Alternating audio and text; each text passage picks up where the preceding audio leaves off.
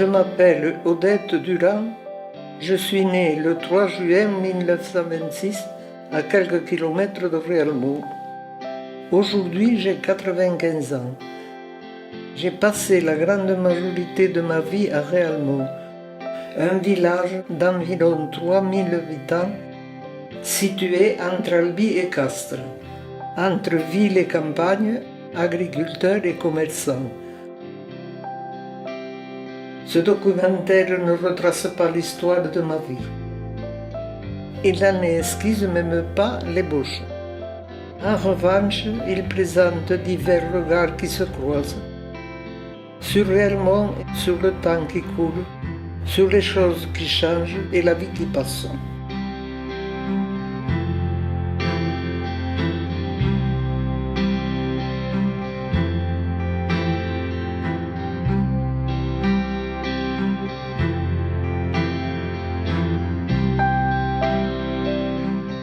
Donc, je m'appelle Damien Ricard, je suis né en 1965 à Polinet, donc un petit village qui n'est pas très loin de Réalmont, quoi. Mes parents élevaient des brebis laitières et moi j'ai fait quelques études agricoles et en 89 je me suis installé en brebis laitières. Et comme c'était dur quand même de vivre rien qu'avec des brebis laitières, j'ai créé une activité fromagère, quoi, et on a fait des fromages de brebis. Je m'appelle Durand Martine, j'habite Réalmont, on est mariés depuis 38 ans et je suis née à Toulouse, baptisée et née à Toulouse, voilà. À toi. Je m'appelle Bernard. Je suis né à Réalmont, 13 rue Ville-Nouvelle, chez mes parents. Voilà, et j'étais à l'école à Réalmont. Et je travaillais à Réalmont, après j'ai travaillé un peu à Groyer. Je m'appelle Emeline Evin, je viens de Château-Thierry, donc du 02400. Et je suis arrivée ici parce que je voulais ouvrir mon propre magasin bio. Donc mon mari et moi, on a repris cette boulangerie maintenant il y a 6 ans et demi. On arrive de Dordogne où on avait une boulangerie avant dans un village touristique du Périgord. Et donc là, on a voulu se rapprocher de Toulouse pour des raisons personnelles. Il y a 3 ans que je suis à Réalmont, mais j'étais un petit village à côté de Réalmont qui s'appelle Saint-Lieu-la-Fenance. Je commence le métier, je suis maçon. J'ai appris le métier de maçon, mais j'ai appris le métier d'agriculteur. Au départ, mon métier, c'était la terre. On a repris ce petit bar de village, on a essayé de l'améliorer, le décorer, mettre une ambiance. Voilà, on fait des petits concerts. Jules Biscon, je suis du coin, donc du coup enfant de Mondragon. Mes grands-parents étaient à Mondragon, mes arrière-grands-parents étaient à Mondragon, mes arrière-arrière-arrière-grands-parents à Mondragon. Pur produit tarnais. On est en train de reprendre avec mon frère la ferme de ma mère et devant elle mes grands-parents. Eh bien, je suis Richard Duhart, le gérant du restaurant Les Routières à Almont depuis 30 ans. Voilà, alors mon prénom c'est Louis, mon nom c'est Go, je suis prêtre depuis bientôt 40 ans. Ma formation c'est à la fois comptabilité et à la fois philosophie. Je m'appelle Odette, de mon nom de jeune fille c'est Moulinier, de mon nom d'épouse c'est André Durand, Madame Durand, et je suis née à Mondredon-la-Bessonnière le 3 juin 1926. Je suis née quand même à La Bourriette, mais c'était une commune de Mondredon-la-Bessonnière. C'était une ferme pas très riche.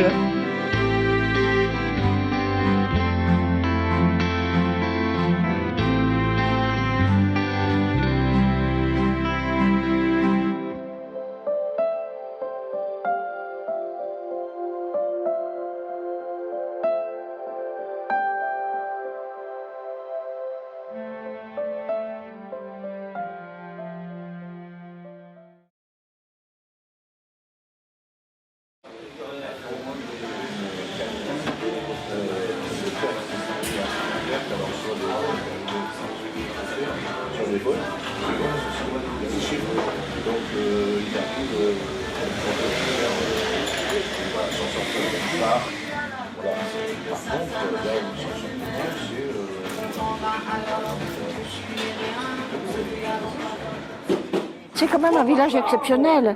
Il est entre Albi et Castres. C'est un rond-point comment dirais-je, de retrouvailles, de rencontres et de retrouvailles. Ça sera vraiment un village intéressant par son architecture, parce qu'il y a quand même une belle architecture, intéressant par son histoire, parce qu'il y a une belle histoire, et puis par la population qui vient d'ailleurs, qui apporte autre chose. Donc c'est vraiment un village plein d'avenir. Il faut simplement veiller à ce qu'il garde ce côté quand même limité, que ça ne parte pas en zone secondaire atroce. Non. Réellement, on connaissait beaucoup de monde. Mais maintenant, il y a beaucoup de maisons nouvelles qui se sont construites. Le village a progressé. Et on connaît beaucoup moins de personnes que ce qu'on connaissait avant. À toutes les choses qui se sont construites, là, il y en a des maisons qui se sont construites.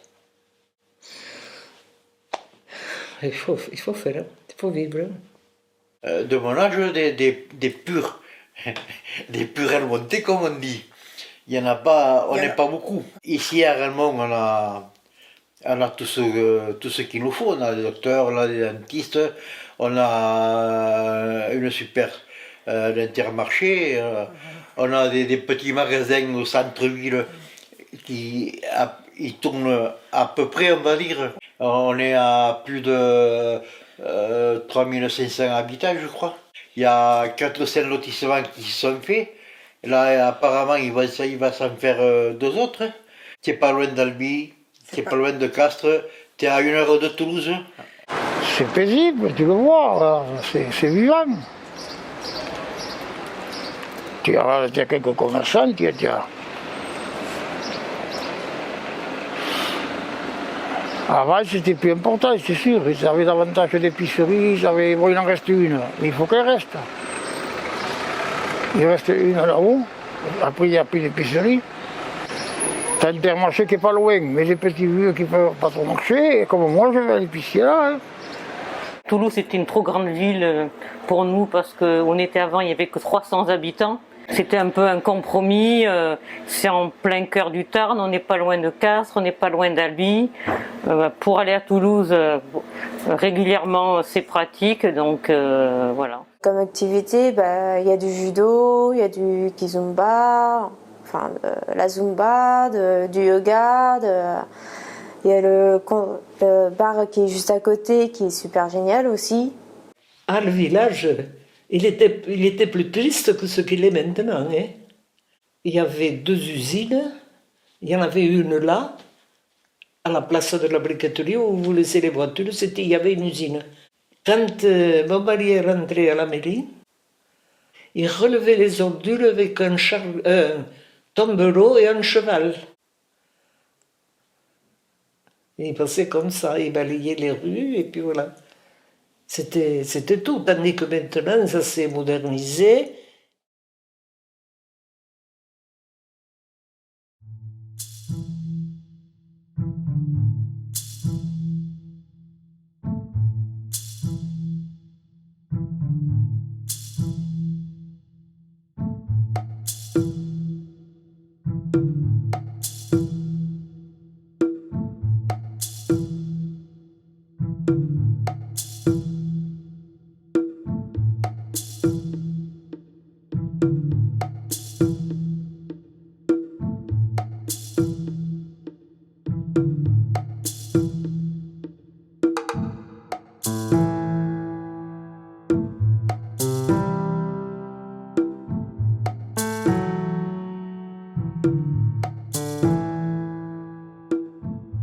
Le métier d'agriculteur a évolué avec les demandes qu'on a fait à l'agriculture.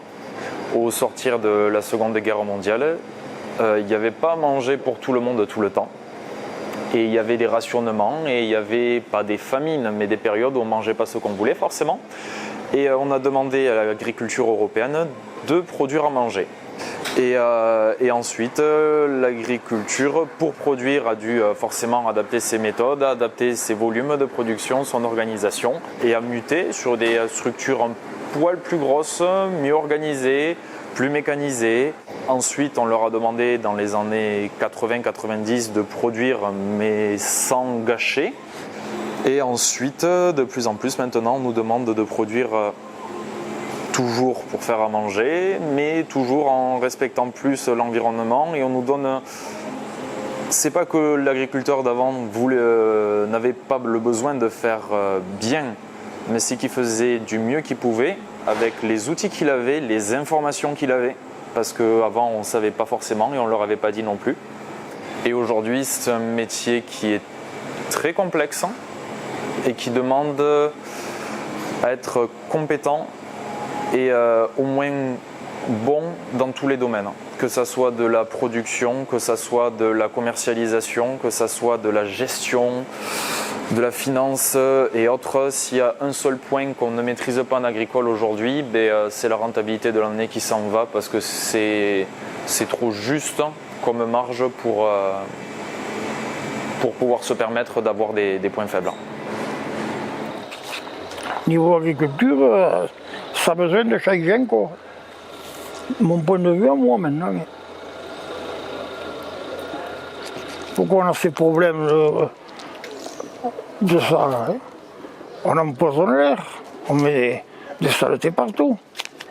Si tu plantes des herbants, par exemple, s'il faut mettre à l'hectare tant de produits, ne mets pas double dose, ça ne sert à rien. Il y en a qui le font, hein? Ils font sur la dose. Ça va dans l'eau et ça va dans les rivières. Hein? Si c'est 1 litre à l'hectare de produit, tu n'en mets un, tu n'en mets pas 2 ni 3.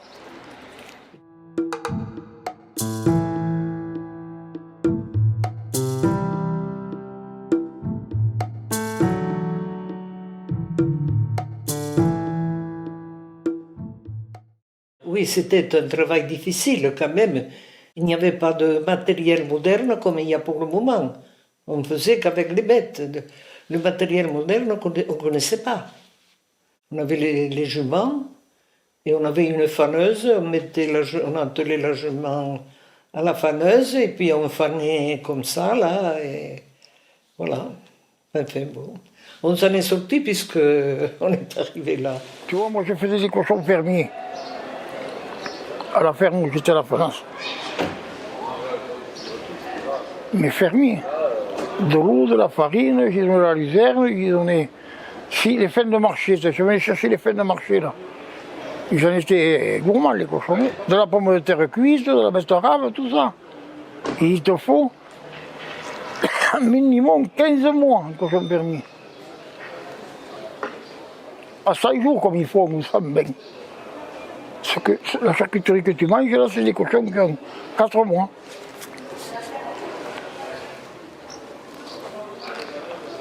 Ils sont venus à grande vitesse aussi, quand tu les fais cuire, la viande elle est comme ça, tout le coup, tic. Et moi, je faisais tout l'ancienne à la ferme où j'étais là-haut, à la France, tout l'ancienne. Hein. Les jambons pendus à la cheminée, tout. Il y avait une cheminée,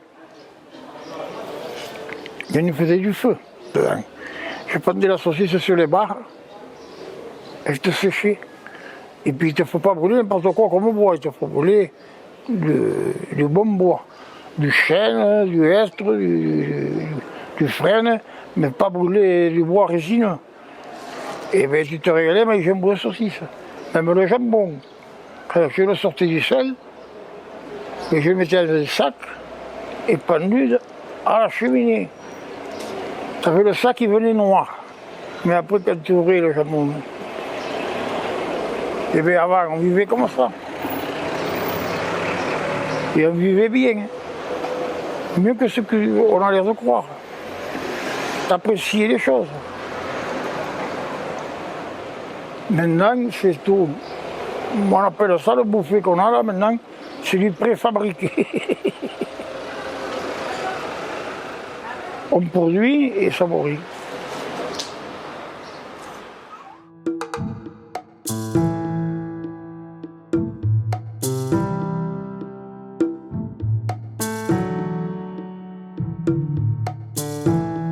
qui sont dans les campagnes. Je sais pas. Mais ils ont progressé énormément dans les campagnes. Mais nous, on faisait tout à la fourche.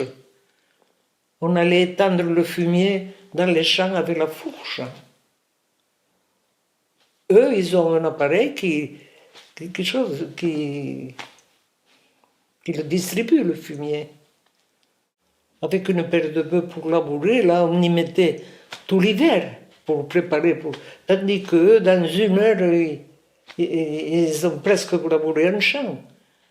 Et quand même, vis-à-vis de ce que nous, on a fait, c'est mieux, d'après moi. Et ce qu'il y avait aussi, qu'entre voisins, à la campagne, on s'aidait beaucoup, plus que ce qui se fait maintenant. Mais maintenant, ils sont un peu jaloux de ce que fait le voisin d'à côté. C'est pas du tout la même mentalité, du tout.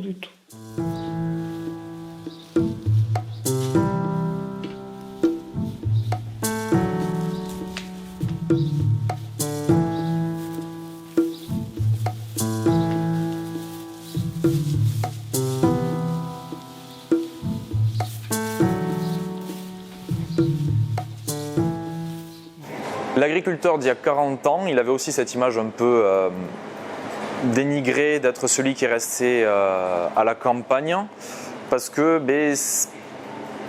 à peu près n'importe qui de motivé, avec un poil de bon sens et qui savait se servir de ses mains, pouvait faire agriculteur. Aujourd'hui, tous ces agriculteurs qui étaient à petite échelle, s'ils se contentent de produire comme leur dit le technicien et donc d'amener à la coopérative et de commercialiser comme tout le monde et de produire comme tout le monde, ne tiennent pas, ne survivent pas. Il n'y a plus beaucoup de monde qui a la possibilité d'être agriculteur.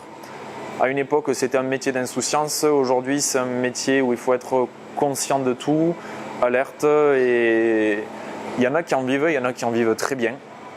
Mais il y en a beaucoup qui se loupent et qui du coup n'y arrivent pas parce que ils sont, même en étant vaillants, même en étant travailleurs et en connaissant son métier, si on a fait une erreur de gestion ou de jugement à un moment, à une installation, on se retrouve dans une situation où on est coincé. C'est pas impossible, mais c'est un métier qui est beaucoup plus dur à jauger qu'à une époque. De plus en plus, l'agriculture, ça part du mécano au maçon, c'est un peu 30 métiers dans un et c'est quand même pas évident, quoi. Ça devient un peu pas évident, quoi. Voilà.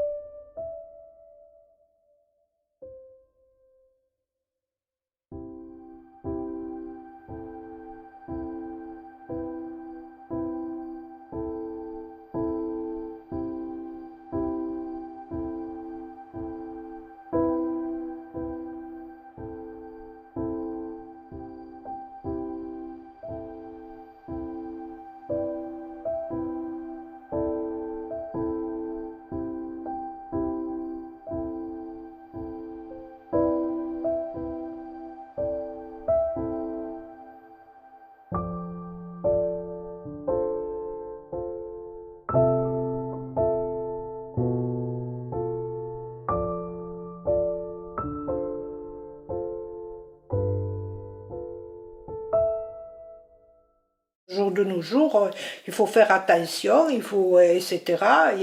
C'est vrai, quand on regarde à la télévision tout ce qui se passe, maintenant la télévision nous explique. S'il n'y avait pas eu de télé, ce serait mieux. Comme ça, on n'entendrait pas ce qui se passe dans le monde entier, mais avec tout ce qui... voilà, mais bon, maintenant... Il faut se mettre au diapason du temps. Moi, je lis beaucoup le journal. Je m'intéresse à pas mal de choses, surtout au sport. Ça, le sport, je ne le loupe pas. Après la politique, alors, je m'en fous. Et après les événements qu'il y a, à droite à gauche des... Je crois que je préfère le journal que la télé. La télé, elle a beaucoup changé, là aussi. Il y avait des films qui étaient bien, Tandis que maintenant, si vous regardez un film, alors ils se tuent, ils se battent, ils se disputent. C'est pas bien ça, hein? Nous, on s'est quand même fait braquer le bar au début du confinement. Début novembre, quand on était confinés, ils ont réussi à nous péter la vitre pour nous arracher la caisse, alors qu'en fait, on n'était pas en activité. Donc c'était pas très intelligent déjà d'une part, et puis en fait ils se sont tout de suite fait repérer, donc à part nous casser la vitre, nous casser le logiciel de caisse, ils nous ont rien volé de spécial quoi, mais après il faut tout faire réparer et ça... Vitrier nous a dit ça va durer 6 semaines, ça a duré 6 mois, on a été confinés 7 mois, donc... Parce que moi je peux te dire, sur Allemand, on a des cas. Maintenant, avant on était un village tranquille si tu veux, mais maintenant on ne l'est plus. Ici, t'as de la drogue qui se promène partout. Avant on ne le voyait pas ça. Ils l'ont attrapé quand même, ils ont mis le temps. Mais ils l'ont fait. Mais ça arrive de l'extérieur. Voilà. De ce que ça arrive. Je ne sais pas. Moi, quand je suis arrivée à Réalmont en 84, je disais c'est un village tranquille. C'est un village qui est tranquille. Il n'y a pas des gens qui font pas, qui tuent pas, il n'y a pas de vol. C'est un village tranquille. Eh ben, pas du tout. Hein. J'étais déçue. Il y a des vols, il faut fermer les portes, etc. Et ça nous est arrivé au début, quand on s'est installé. Moi, j'avais tout ouvert, et puis j'ai un type qui m'est rentré et qui était venu pour téléphoner. Je lui ai dit, vous avez des cabines téléphoniques à Réalmont. C'est pas... etc. Moi, j'ai regardé dans les placards s'il ne m'avait pas pris des casseroles ou des trucs comme ça, et non, il n'a rien fait. Mais bon, pour te dire, hein, mais maintenant, je ferme partout.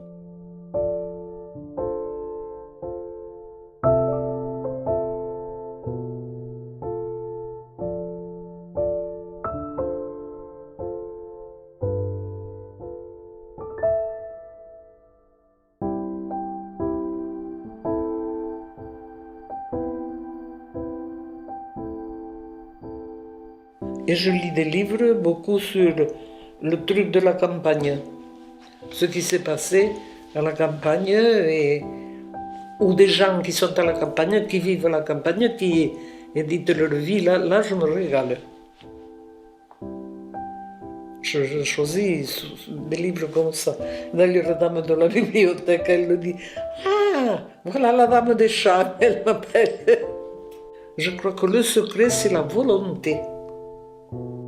Les personnes âgées qui vont à la maison de retraite, elles arrivent là, elles ont la soupe prête, on leur fait le lit, on les lave, on les change, on les trucs, ils ne font plus rien. Ils se laissent aller. Moi j'ai des amis qui sont comme ce téléphone-là, mais je lui dis, il ne faut pas te laisser aller, il te faut continuer, quand il y a des animations, il te faut y aller. Si tu joues aux cartes, ou tu fais un autre jeu, toi, si tu ne sais pas jouer aux cartes, mais il te faut t'intéresser. J'allais au club du 3e, je joue aux cartes le mercredi. Et maintenant, avec le truc là, ça a tout coupé dans le village. Coronavirus. Le Covid, on ne se voit plus. Hein.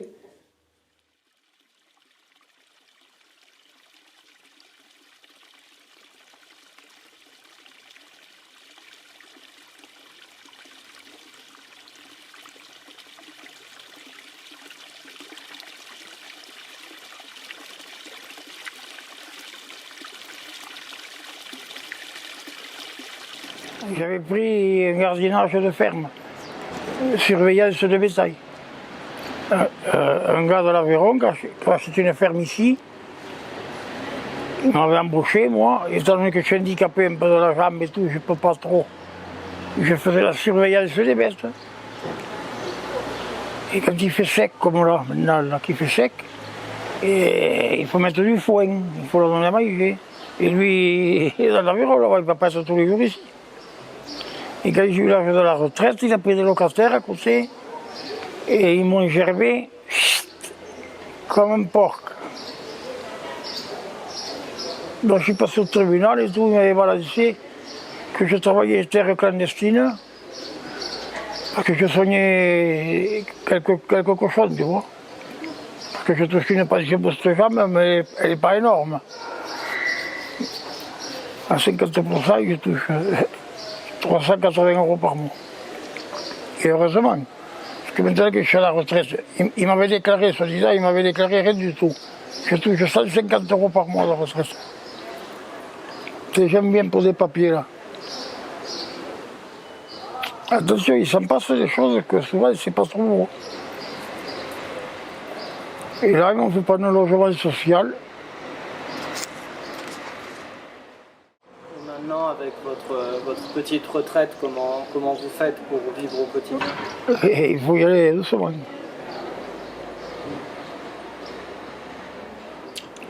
Je te dis, je touche 150 € par mois de retraite. Ils ont mélangé l'agricole avec le bâtiment, alors que c'est pas normal. J'en viens là, je viens de la perception là. Et moi j'ai dit que j'étais pas d'accord, que le bâtiment c'était une retraite et l'agricole c'est là-haut. Ils ne m'avaient pas déclaré rien qui vaille. Et c'est pour ça qu'ils m'ont fait partir. Parce qu'après quand ça s'est aggravé, le truc là, ils m'avaient donné la pension handicapé adulte.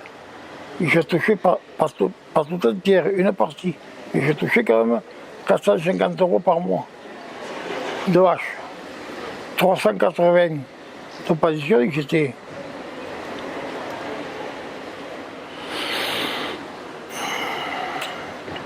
Et là, la retraite, je touche 150 et 70 € de complémentaire.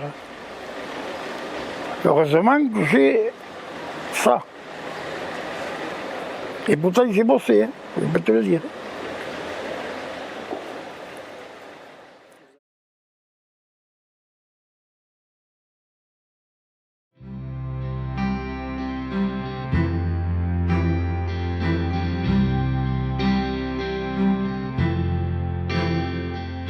Je voudrais bâtir une ville heureuse, avec des rues comme des nids tout en rumeur, où la vie coulerait dense et généreuse pour ceux qui ont peur du bruit de leur cœur. Poème par Louisa Paulin.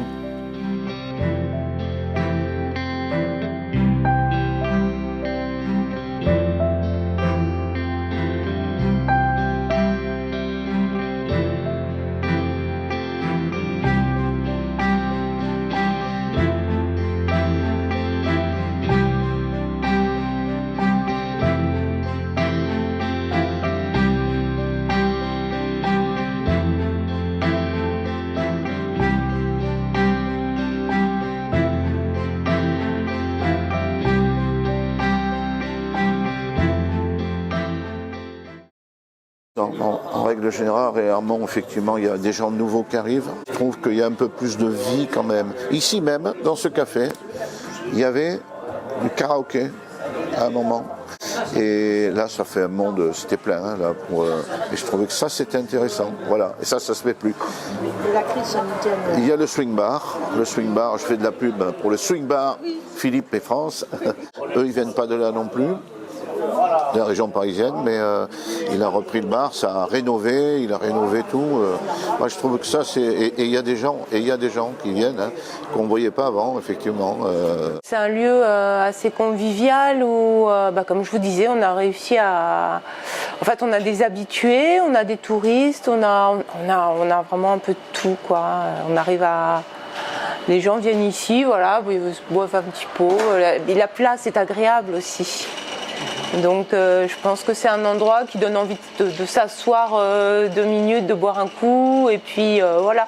Et comme c'est assez convivial, je sais pas, les gens ils arrivent facilement à se parler entre eux. On arrive à mixer pas mal de populations ici dans le bar en fait, jeunes et moins jeunes, donc ça donne une ambiance assez sympa. Parce qu'on avait plutôt des personnes âgées au départ qui se réunissaient, c'était plutôt le bar où les personnes âgées venaient jouer à la... C'était pas la belote, je crois que c'était la manille. Et bon, on a réussi, nous, à faire venir un peu plus de jeunesse et voilà. Et à faire écouter du rock'n'roll aux personnes âgées. Ah mais c'était convivial. Autrefois, mais c'était pas la même façon. C'était pas la même façon. Maintenant, on sent quand même qu'il y a un peu plus de hauteur. Les gens, je ne sais pas comment dire moi, ils savent davantage s'expliquer que ce que nous on savait. Parce qu'on n'allait pas à l'école comme vous autres, vous y êtes allés, là, et tout. Vous avez entendu des choses que nous, on n'a jamais entendues.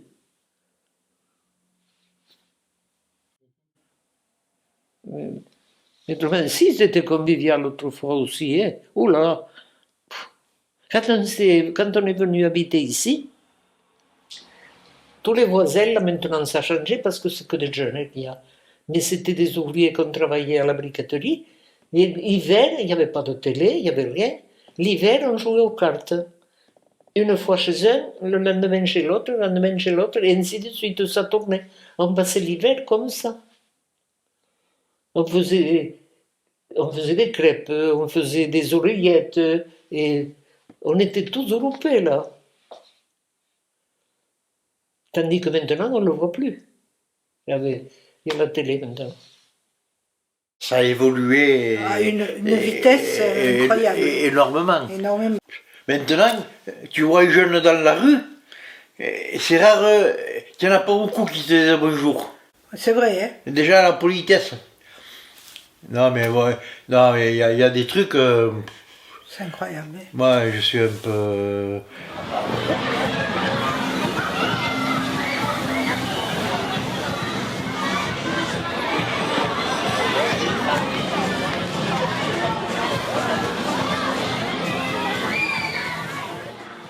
Moi je le vois comme ça maintenant, peut-être je peux me tromper, et je le souhaite. Mais tu n'auras plus des manifestations comme il y a pour le moment. Parce que ça devient compliqué. Pour la fête, bon, chaque année, on passait pour vendre un programme, si tu veux. Parce que la fête, là, si tu veux, c'est gratuit. Quand tu passes chez des jeunes de la fête, ils te disent qu'ils n'ont rien à foutre. Ils n'ont rien à faire. Et c'est les personnes âgées, si tu veux, qui donnent pour le programme quand ils passent. Mais les jeunes, ils te donnent. Il y en a qui te donnent 50 centimes. Attends, les personnes âgées, c'est 5 € qu'ils te donnent.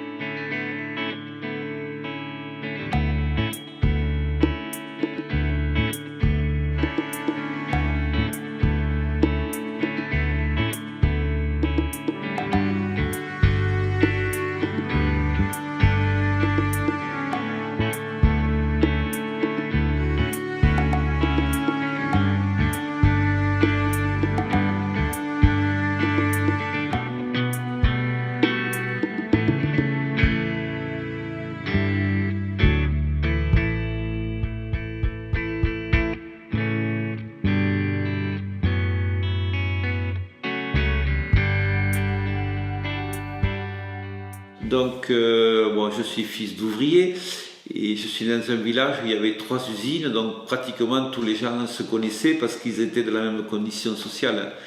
Et donc le soir, ce qu'on disait, l'été on sortait les chaises, c'est-à-dire, voilà, il n'y avait pas la télévision, donc il y avait une certaine convivialité dans le village. Ce qu'on a vécu comme mutation, c'est que il y avait dans les familles, il y avait donc les parents, les grands-parents, quelquefois un arrière-grand-parent, et aujourd'hui il y a une certaine coupure qui s'est faite. Alors après, bon, peut-être que ça a libéré des gens aussi, le fait que les générations dans les fermes, c'était pas facile. Hein. Il y avait souvent des conflits entre le fils qui reprenait la ferme et le père, parce qu'il voyait des choses différemment.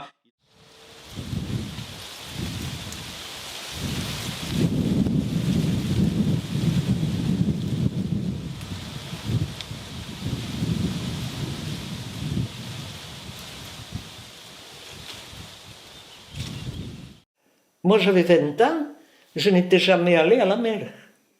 Il a fallu que je me marie pour voir où était la mer et tout ça. Je n'étais jamais allé. Et il y avait des fêtes à la FNAS, mais on allait à la FNAS, mais accompagné avec les parents. Et quand ils nous disaient qu'il fallait être prêt pour rentrer à telle heure, ben, il ne fallait pas passer de l'autre côté pour... Non, il fallait être là. Hein.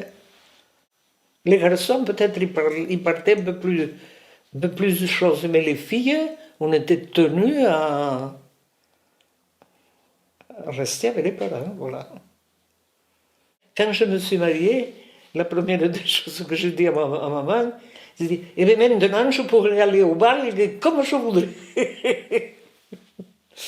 Oui, elle me dit, mais tu feras ce que tu voudras. Voilà, c'est ça, hein.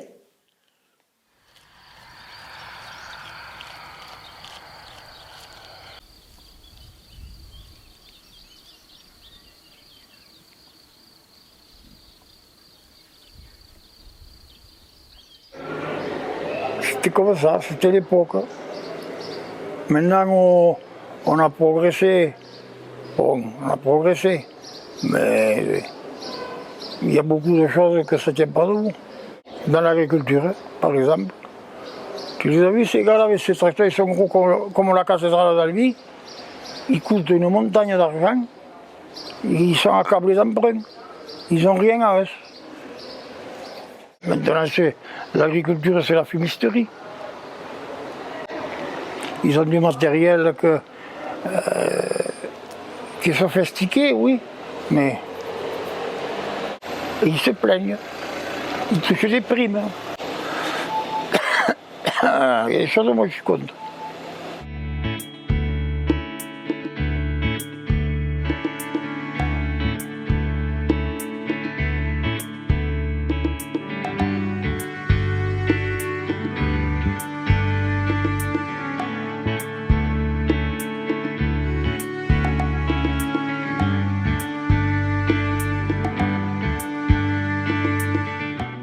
On faisait attention, mon pauvre. On faisait attention. Pour les terres, on n'achetait jamais d'engrais. C'était trop cher. On mettait le fumier des bêtes. Mais maintenant, ils les laissent coucher dehors, les bêtes. Ils n'ont plus le fumier. Tandis que nous, on faisait qu'avec ça. Le fumier et de la chaux. On achetait de la chaux vive qu'on faisait fondre et qu'on étendait à la chaîne. Ça tuait les microbes. Mais on ne mettait pas du désherbant, ni même rien de tout ce qu'il y a maintenant. On faisait avec ce que nous avions. Et on avait beaucoup moins de récoltes, ça c'est sûr. Mais ce qu'on avait, c'était naturel. Voilà. Tandis que maintenant, il n'y a rien de naturel. Le blé, il n'est pas naturel, hein, avec tous les produits qui naissent. Oui, un agriculteur produit plus. Mais comme c'est plus facile pour plus d'agriculteurs, pour se différencier maintenant et faire valoir son droit à être rémunéré, c'est plus juste. Et en plus, c'est plus fin. Et en plus de ça, il y a eu la mondialisation qui a beaucoup impacté là-dessus, où peut-être il y a 40 ans, 50 ans en arrière, ça se faisait moins ressentir. Aujourd'hui, on se retrouve à nous dire, cette année, on ne vous l'achètera pas cher, il n'y a pas de blé. En France, on a loupé, il y a la météo qui n'était pas top. Mais même s'il y a peu d'offres, on ne vous le payera pas cher parce que dans d'autres continents, il y a beaucoup d'offres. Et l'offre de la demande fait que Bon, d'accord. Et puis une année d'après, on nous dit il y a les Russes qui ont fait un choix politique pour se faire réélire. L'Amérique du Sud a eu du sec. Donc du coup, cette année, vous allez être payé de façon plus décente. Et c'est des choses qui changent. C'est un métier qui a beaucoup muté. Les gens à l'intérieur ont muté, les mentalités ont muté, les réalités ont muté. Et moi, je trouve que maintenant, il y a beaucoup de gaspillage. Alors qu'il n'y en avait pas. On gaspillait rien. Un bout de pain comme ça, on l'enveloppait dans une serviette et on l'avait pour le lendemain ou le soir. On ne jetait pas de pain. Tandis que maintenant, on jette tout. Pourquoi ?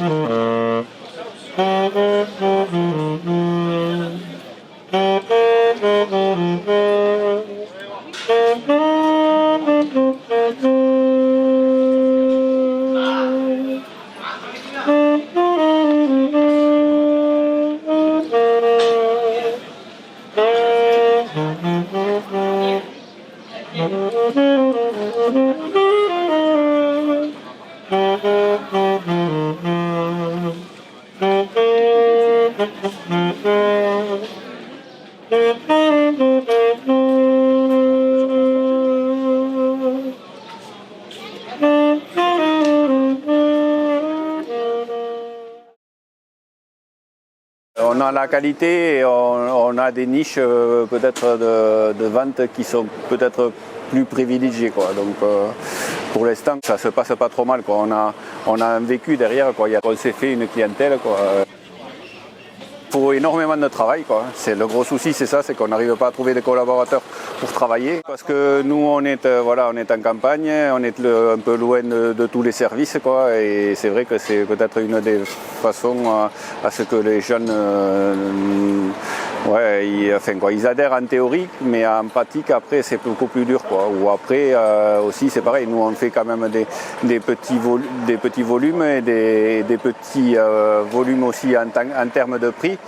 Donc on n'a pas de machine, donc l'humain doit quand même avoir une certaine rapidité d'exécution et c'est pas évident de trouver des gens qui allient le tout, quoi. Mais on a exactement le même problème et partout. Trouver de la main-d'œuvre, c'est un problème en France, mais pas juste pour l'agriculture. On en discute avec tout le monde, que ce soit dans le TP, que ce soit dans la maçonnerie, les boulangers, les bouchers, un commercial, tout le monde. Et la nuit, j'allais labourer. Il ne faut pas croire ça. Hein. Il n'y avait pas des tracteurs comme on a maintenant. Hein. Enfin, comme ils ont maintenant. Hein. Mais à l'époque, j'avais acheté le 140. Quand on avait fait une journée, ce tracteur, le soir, les bras, il n'y avait pas d'électricité. Moi, personnellement, je suis mitigé par rapport à ce qui s'est passé là aussi, la pandémie. Parce que cette économie-là, on va la rattraper que dans 5 ou 10 ans, ou 15. Ça risque de... Je vois, par exemple, pour l'immobilier, ça a pris de la valeur là, aujourd'hui 20%. Ça va être très difficile d'ici quelques temps, à mon avis. Et pour tout pareil, pour les sociétés, des petits restaurants, je vois sur Castres qui ont fermé. Sur Réalmont, je ne connais pas de boutique qui a fermé, mais enfin ils sont limites, hein. Ils sont limites certains. Le mieux c'est bien sûr le contact direct, quoi, du produit final avec le consommateur, quoi. Et le plus difficile c'est tout l'administratif qui est de plus en plus lourd, quoi, et qui représente à l'origine qui représentait très peu et maintenant qui va représenter même peut-être jusqu'à 20% de notre travail, quoi. Cette année, on fête la 40e année du verger et ça doit faire 40 ans qu'on a la démarche vente directe. Au début, ça a été une obligation pour s'en sortir pour mes grands-parents et petit à petit, on l'a développé, on en a fait notre identité. On a une conviction, on a une idée de ce qu'on veut faire nous.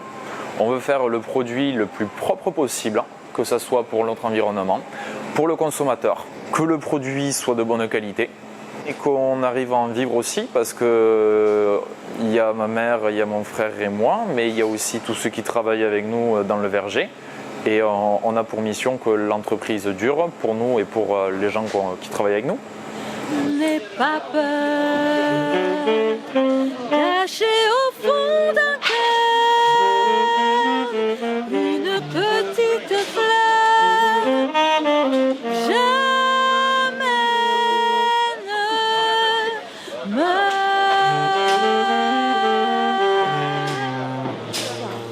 Et étant donné que je voulais aider un petit peu les gens à aller mieux, à avoir un peu plus une bonne santé, de bonne énergie et tout, je me suis dit le bio c'est génial. J'ai travaillé 5 ans en tant que vendeuse dans 2 magasins de bio différents. Et ensuite je me suis dit je me lance. Bon, avec le Covid c'est très difficile. J'ai touché le fond du gouffre à ne plus pouvoir commander parce qu'il n'y avait pas assez de monde, que c'était compliqué, qu'il n'y avait aucune aide et tout. Mais là, ça commence à repartir doucement, tranquillement. Et puis, c'est pas sur tous les commerces de la place. On a tous vécu le Covid très désagréablement. Mais là, on est content, ça repart un petit peu, surtout avec le soleil. J'ai toujours été optimiste. Dès que j'ai pris ce magasin-là, même quand ça n'allait pas, je savais très bien que j'allais sortir la tête de l'eau et que j'allais pouvoir faire les aménagements que je voulais dans ce magasin. Et que ça va aller marcher du feu de Dieu. Alors, 4 traditions graines, 3 pipelettes, article offert, une pipelette. Donc ça fait 7,20 €, s'il vous plaît. Donc ça c'est... Il y a 5 points de vente en boulangerie, plus un point de vente Intermarché. Donc quand même, il y a de la concurrence, donc il faut... quand même faire attention à ce qu'on fait, à produire de la qualité pour quand même arriver à travailler parce que la concurrence est rude. Bonjour. Nous on travaille qu'avec des blés français, même des blés Midi-Pyrénées, voire dans le Tarn. On a notre minoterie est en Aveyron, donc eux ils travaillent avec pas mal d'agriculteurs sur le secteur. D'ailleurs là on a un panneau comme quoi on prend de la farine, du blé chez un agriculteur sur Lomberse. On vend de moins en moins de pain blanc, donc ça c'est vrai que nous quand on est arrivé ici, on a arrêté tout ce qui était mix, les préparations toutes prêtes, on rajoute que de l'eau, il y a déjà le sel et la levure, on a arrêté tout ce qui était pain moulé sur grille comme on trouve en grande surface. Et on a privilégié la pipelette ou la tradition, des baguettes avec des farines moins raffinées et on travaille sur du levain. Les premières années ont été très très très compliquées, très dures. Et après, c'est vrai qu'à force vraiment de travailler, d'être régulier, on a quand même gagné en clientèle et en notoriété, entre guillemets. Et c'est vrai que les gens reconnaissent quand même qu'on fait des bons produits. Moi, tous les matins, 6 jours par semaine, j'embauche à 4h30 parce que c'est moi qui me charge de la cuisson de la viennoiserie. Je fais tout ce qui est salé, tout ce qui est gâteau de voyage, comme on appelle, les muffins, les cookies, les sablés. Je fais tout ce qui est tartelettes, je fais les pâtes sucrées, les pâtes salées. Donc tous les matins, j'embauche à 4h30. Moi, je suis optimiste parce qu'il y en a qui disent que la boulangerie traditionnelle va disparaître au profit des chaînes et des grandes surfaces. Et moi, je pense le contraire. Parce que peut-être que le confinement a fait prendre conscience aux gens de consommer plus artisanalement, plus local et certains ont remis leur façon de consommer en doute. Ils sont retournés vers d'autres types de consommation. Bonsoir. Je vais vous prendre une pipelette.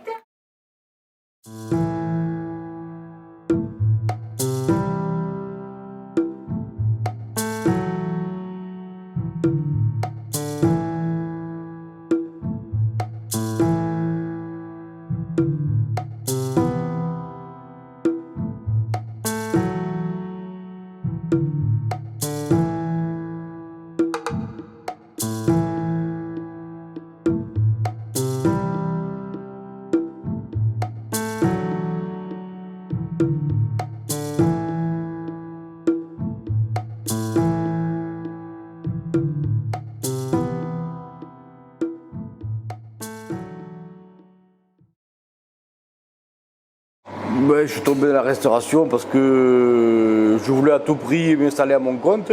J'ai cherché tous les moyens pour m'installer. Et après, j'ai trouvé ce restaurant un petit peu par hasard, là, qu'on m'a proposé. Et puis voilà, je me suis lancé dedans. Et bien à l'époque, c'était plein tous les jours.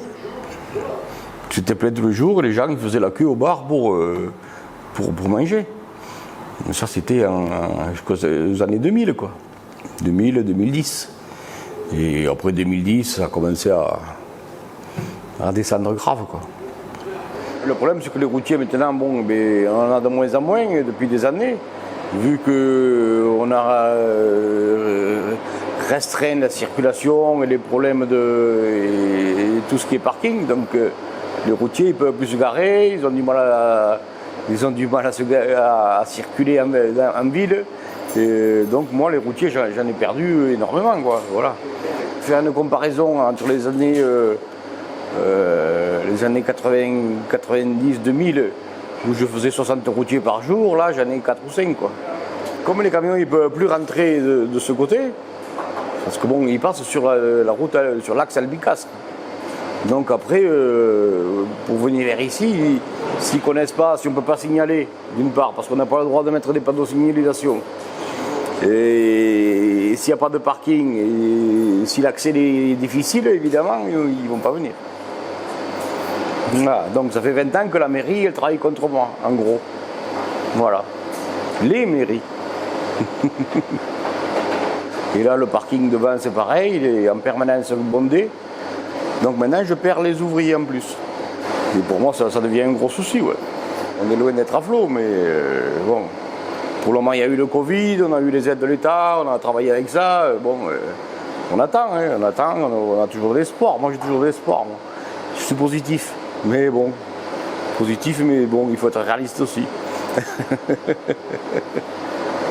problème, c'est que l'autre clientèle, comme dans leur image à eux, dans leur tête, c'est un restaurant routier.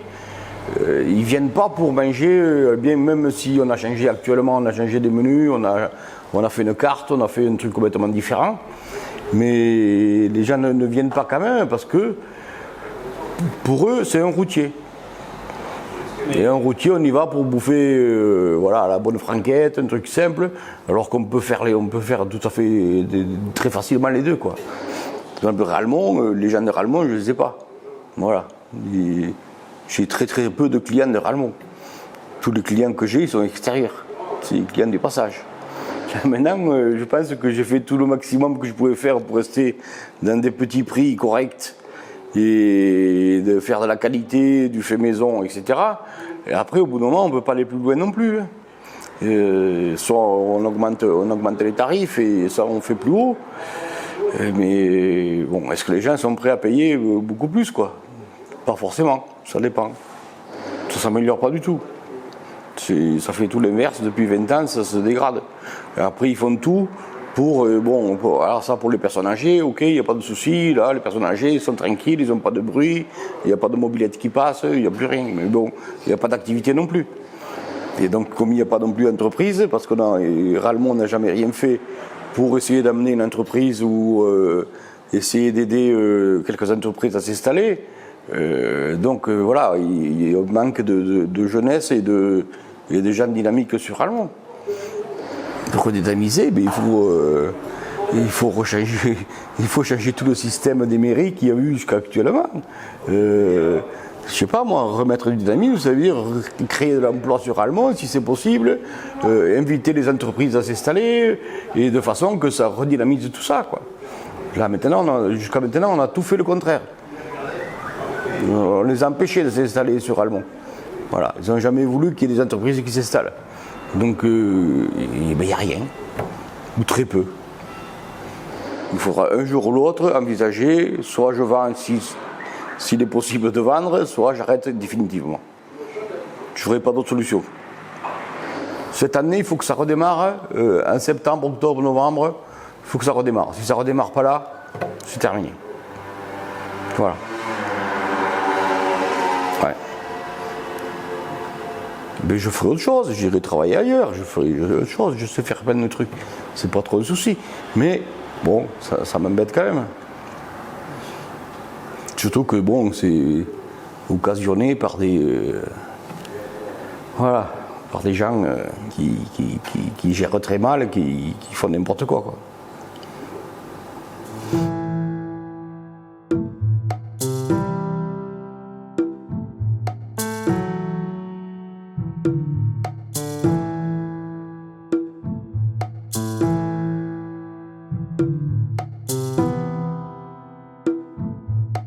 La vie, elle a changé, hein? Beaucoup. Est-ce qu'on est allé trop vite, qu'on a progressé trop vite et que maintenant on est là, on stagne maintenant là, hein? Les usines ferment,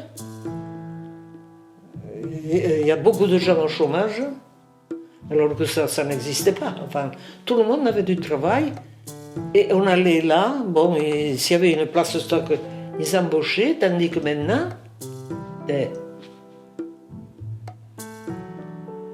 maintenant il y a beaucoup de chômage. Et les jeunes de maintenant, s'il fallait qu'ils fassent peut-être ce que nous on a fait, je ne sais pas s'ils le feraient. Je ne sais pas.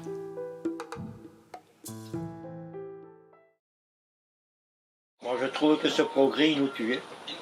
Mais quel progrès? Ça va trop vite. Non, mais trop vite, ça va trop vite. Le progrès Internet, tout ça, ça va trop vite. Il y a beaucoup de trucs, d'ailleurs, ça détruit, puisque la preuve, tu ne peux plus aller à la gendarmerie, c'est par Internet. Tandis qu'avant, tu te déplaçais, et ainsi de suite, pour aller voir certains trucs. Maintenant, pour aller voir le médecin, tu fais Internet, tu y parles, il te dit, il te faut prendre ceci, cela. Moi, je ne sais pas m'en servir d'Internet, mais... C'est vrai qu'à l'époque, on avait l'impression d'avoir davantage les moyens. Ouais. On avait davantage les moyens. Moi, je vois en 3 ans, ça s'est hyper dégradé. Hein.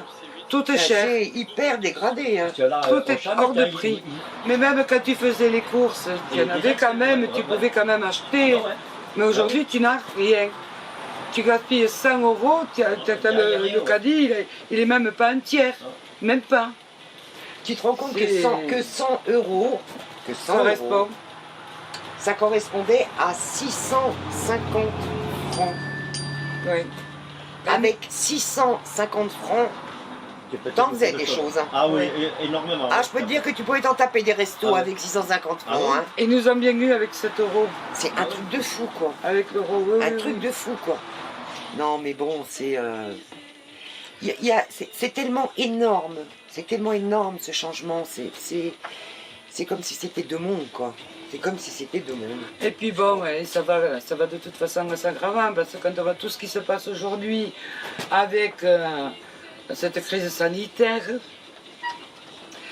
les vaccinés, le pass sanitaire, etc. Moi je m'en fous, je vais pas au resto. Je vais pas au resto. Mais tout ça, ça fait une fracture aussi. C'est terrible parce que ça fait toujours un peu vieux con. Ça fait vieux con, ouais. Avant c'était mieux. Tu vois, avant c'était mieux. Et malheureusement, on ne peut pas dire autre chose que ça. La meilleure époque, c'est pas celle de nos parents. Parce que sortez de la guerre, il y a eu la guerre, c'est la nôtre. C'est la nôtre. C'était pas la leur, c'était la nôtre. Ce sera même pas la vôtre. Moi, je suis sortie de l'école, j'avais 15 ans et demi. J'avais un CAP, un BEP, donc j'avais rien. Aujourd'hui, on dirait c'est rien. C'est comme si tu avais qu'on appelle ça le certificat d'études, quoi. Mais à mon époque, je savais que j'avais la possibilité d'arriver à quelque chose dans ma vie, d'évoluer. Si j'avais la volonté et l'envie de m'investir dans le boulot, je pouvais grimper, tout était ouvert. J'avais des rêves, moi, quand j'étais jeune. J'avais des rêves et je savais que si je faisais ce qu'il fallait, ça dépendait que de moi, je pouvais le faire. Et c'est vrai, j'ai progressé moi tout au long de ma vie comme ça. Aujourd'hui, les jeunes, qu'est-ce qu'ils ont devant eux? Pour la majorité, pour la plupart. Il y a toujours des jeunes qui s'en sortent bien, comme toi certainement. Mais je veux dire que tu as plein de jeunes, qu'est-ce qu'on leur propose comme avenir? Il y en a qui s'embarquent des diplômes, regarde, qu'est-ce qu'ils font? Ils mettent les boîtes en rayon dans les supermarchés. Qu'est-ce qu'on leur offre comme avenir? Rien. D'abord, il n'y a plus d'entreprise. Il n'y a plus, ou alors c'est des grands groupes qui sont, je veux dire, complètement anonymes, quoi. Et le salarié est remplaçable. Si c'est pas lui, demain ça sera un autre. On s'en fout complètement. Aujourd'hui, je trouve que les jeunes, ils peuvent même plus rêver. Limité. Ils peuvent même plus rêver. Qu'est-ce qu'on leur propose? Moi, c'est ça que je trouve dramatique au jour d'aujourd'hui. Tu vois, c'est vraiment la grande modification, je trouve, moi. Tu avais les enfants qui aidaient les parents quand ils arrivaient à un certain âge, parce qu'ils avaient eu des petites retraites, parce qu'ils n'allaient pas cotiser, parce que les femmes étaient restées à la maison, parce que tu avais toute cette période où c'était les enfants qui aidaient les parents quand ils étaient vieux. Au jour d'aujourd'hui, c'est l'inverse. Tu te rends compte que c'est l'inverse? Que c'est les parents qui sont obligés d'aider les enfants. Il y en a combien qui restent chez eux? Ça s'est totalement inversé. Enfin, moi, si je dois résumer en un mot ce que mon plus grand souhait pour notre société, au jour d'aujourd'hui, en dehors des considérations politiques où je dis qu'il faut que le peuple retrouve son pouvoir, c'est au-delà de ça, c'est un peuple ne peut pas vivre ni être heureux sans rêve. C'est pas possible. Si on retire le rêve à l'humain, il n'y a plus aucun intérêt. C'est pas la peine. Pas la peine de vivre. Donc moi voilà, je voudrais que l'humain retrouve pas de rêve, pas de projet. Ses rêves. Qu'il puisse à nouveau rêver. C'est tout ce que je souhaite à notre société, aux jeunes, aux générations futures.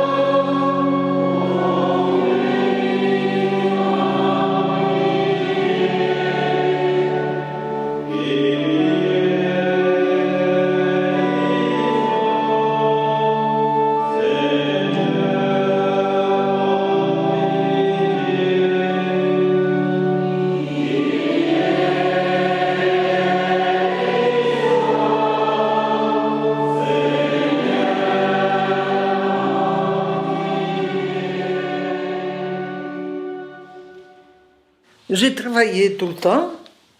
Jusqu'à 65 ans, je partais tous les jours travailler. Mais je ne me rendais pas compte que moi, je vieillissais. Parce que je travaillais avec des personnes âgées, plus âgées que moi. Il y a un peu deux âges, c'est-à-dire il y a un âge où on arrive en forme à la retraite, et on prend beaucoup d'initiatives, on fait le jardin, si on a les moyens, on va en camping-car un peu dans tous les pays, tous les coins de France. Et puis il y a ceux qui, je dirais peut-être que dans le milieu rural, quand même, la vieillesse, c'est un peu différent parce que les personnes qui sont en âge de prendre la retraite aujourd'hui, elles n'ont pas entre guillemets, de grosses retraites, quoi. On sent qu'il y a une différence sociale, y compris même dans la vieillesse. J'ai pas une vieillesse dure, parce que je suis aidée par mes enfants. J'ai une personne qui vient me doucher, une autre qui vient me faire un peu de ménage. Et il y a des choses qui laissent à désirer quelquefois, mais que je ne peux pas faire parce que je ne peux pas me servir des bras. Mais autrement, non. Je pense que j'ai une vieillesse qu'il ne faut pas que je me plaigne. Vis-à-vis de certains... Il y a des qui sont plus jeunes que moi, qui sont en maison de retraite ou qui sont paralysés sur un chariot qui ne marche plus. Alors comment je marche quand même? J'ai la tête. Et c'est beaucoup. Et j'ai la tête parce que je pense que je ne me mets pas dans le fauteuil là et à ruminer. Je lis, je cherche des mots, je vais un peu au jardin. Il y a eu la prise en compte, je pense, au niveau de la vieillesse du corps, qui n'était pas à mon époque, quoi. Donc ça marche beaucoup, on s'entretient. Oui, on a le corps plus fatigué, on n'avance pas comme on avançait, moi d'ailleurs, mais bon, il faut vivre avec. La vieillesse, finalement, elle peut être riche, quoi. Elle peut être riche. Après, il y a disons, il y a le troisième âge et le quatrième âge, quoi. Donc c'est un peu le, entre guillemets, moi j'aime pas trop ce mot, mais c'est le déclin, c'est-à-dire accepter de diminuer. Et là, c'est d'autres questions qui arrivent. Et alors là, c'est un peu au niveau personnel, c'est la difficulté pour beaucoup, accepter de diminuer. Il y en a qui sont très amers, qui acceptent pas, qui se carapacent, je dirais, et d'autres, qui l'acceptent avec humour. Bon, mais je peux plus faire ce que je faisais avant, par exemple. Là, après, c'est un peu parce que souvent la vieillesse aussi, ça permet, on a vécu, donc on a fait des expériences heureuses, malheureuses, et effectivement, ça peut créer chez les gens une certaine sérénité, ils ont un recul par rapport à la vie. On est plus serein, vieux, que quand on est jeune. Parce que quand on est jeune, il faut penser au lendemain. Tandis que moi, je ne pense pas au lendemain. Hein. Je dis, peut-être demain, je n'y serai plus, mais tant pis. Voilà. Il faut vivre comme ça. Hein. Des fois, je dis, je ferai ça demain. Oh, puis je dis peut-être, tu ne seras plus demain. Voilà. On retrouve les deux. Hein. On retrouve, il y a des personnes qui sont amères, je dirais, et d'autres personnes, qui sont plus cool, qui sont en capacité d'accueillir beaucoup de choses, qui sont sereines, quoi, par rapport à la vie. Des fois, je dis, mon Dieu, que je ne me réveille pas demain matin, qu'on me trouve comme ça. Je dis, bon, ce serait bien de ne pas souffrir. Mais ça, on ne le sait pas.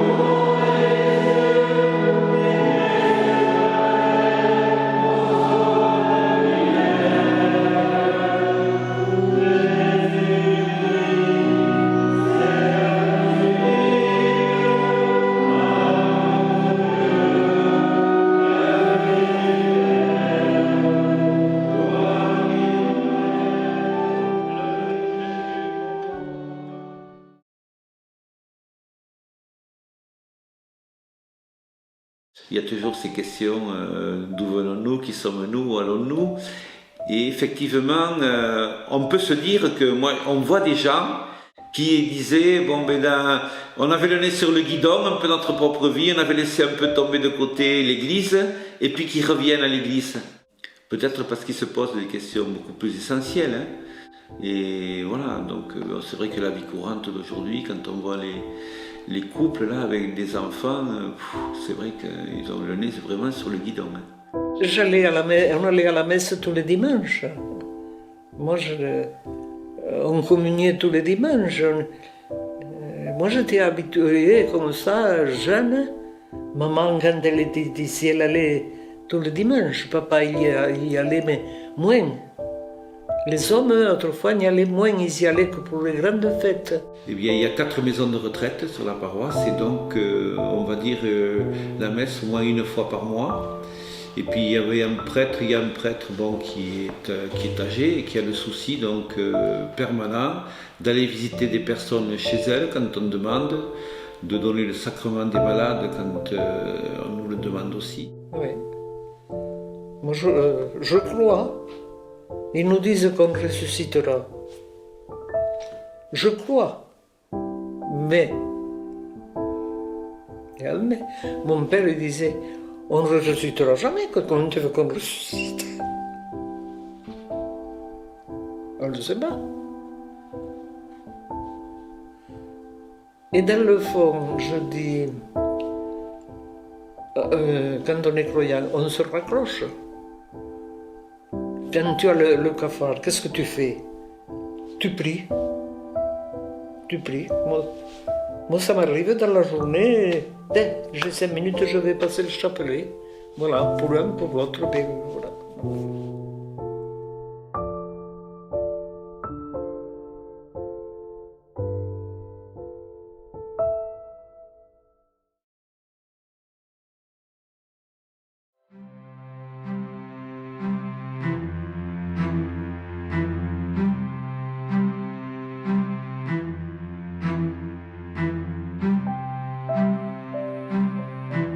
Victor Hugo, le vieillard qui revient vers la source première, entre aux jours éternels et sort des jours changeants.